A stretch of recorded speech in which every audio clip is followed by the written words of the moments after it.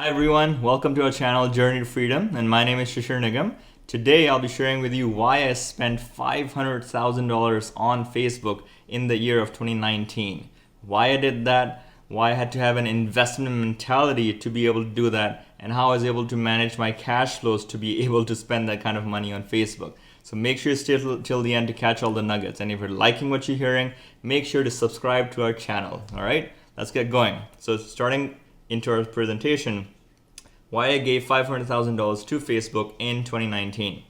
So as you can see, we had 4 different ad accounts that were running throughout the year. And in total, we spent in excess of 500,000 US dollars on Facebook ads. And let me quickly switch screens here to actually show you our ads manager and the 4 different accounts that were running throughout the year. So from January 2019 to December 2019, I'll refresh these pages for you. You can see this particular account spent $216,000.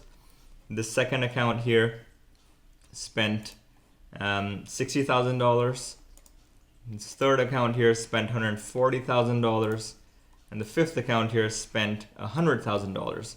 So you can do the math, and it sums up to about $520,000 that we spent on Facebook in 2019. Now that sounds like an insanely large amount of money, but here's the thing, that is how businesses work. That is a key thing you have to understand. Why did I spend that kind of money? Because it generated for me $840,000 in sales on my Shopify store in 2019. Again, I'll show you a quick snapshot of that on my store itself. So over the last year, let me refresh this page. You'll see that the total amount of sales that have happened have actually exceeded $840,000 US in the year 2019. And that is why I was able to spend that kind of money on Facebook, because that is what generated the sales for me. So here's the key thing. There are no overnight successes. This was our first year of running stores, but we also had lots of failures and hurdles in the process of learning. You have to think of this as a learning journey. You're spending money, but you have no guarantees that it will come back to you. But that is the only way you can learn how to spend that money well, by actually spending it and failing if you need to fail.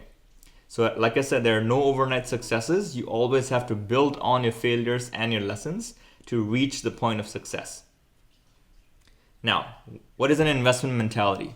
I'd like to emphasize that the money that we spent was not spent carelessly on Facebook ads. It was done very with a risk appetite, but I was not hesitant to spend money on testing. That was the main thing.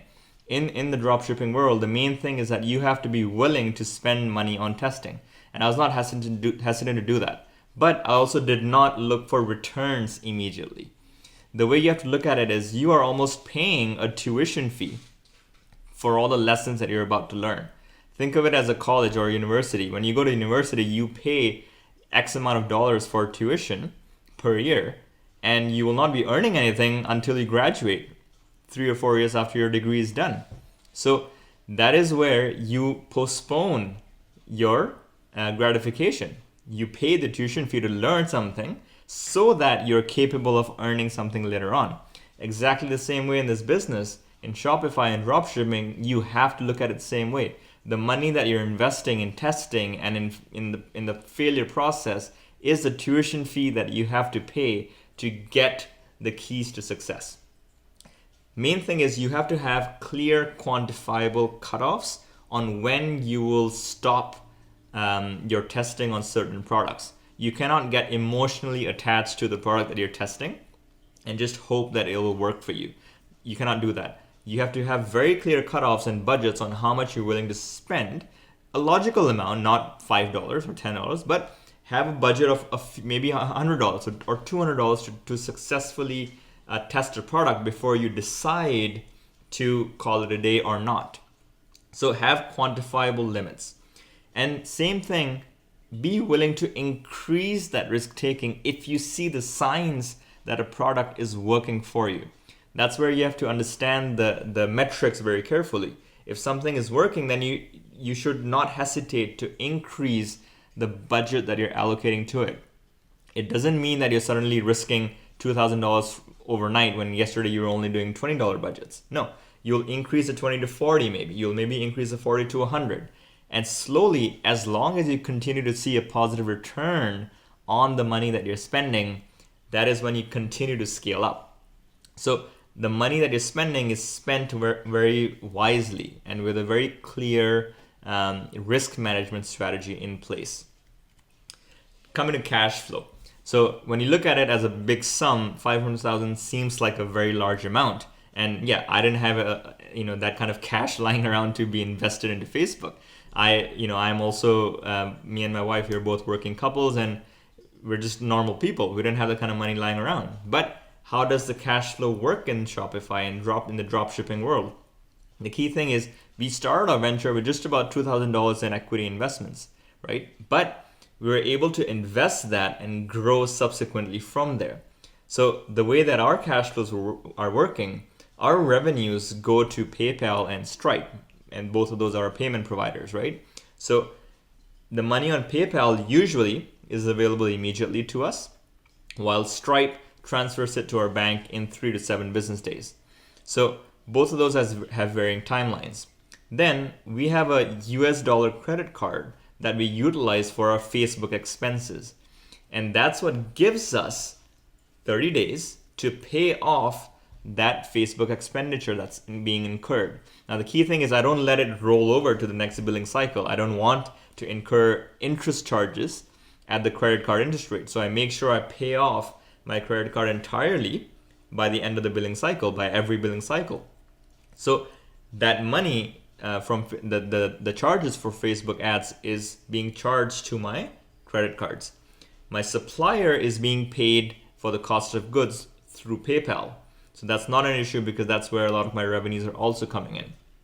So essentially, I'm then recycling the revenues that come in and are left over from PayPal and Stripe to then pay off my credit cards and continue that cycle. So the key thing is that you have to have at least a credit card or two possibly that are available for your business to utilize. And that is what will allow you to develop that working capital, as you call it in the business world. You will have a working capital available to you to spend on ads and be able to wait at least a week for the revenue from your sales to come back to you so that you can then pay for the cost of goods and eventually pay for the ads that you spent money on. So I hope that has been helpful in terms of tips on how to have an investment mentality and how to manage your cash flows when you're spending that kind of money on Facebook. Key thing is don't get emotionally attached to the products you're testing. Be willing to spend money on testing and have very, very clear plans on how to scale or scale back when things are not working. If you like what you heard, make sure to subscribe to our channel down here and make sure you comment in the video below and let us know what you thought and give us more ideas on what you want to hear from us.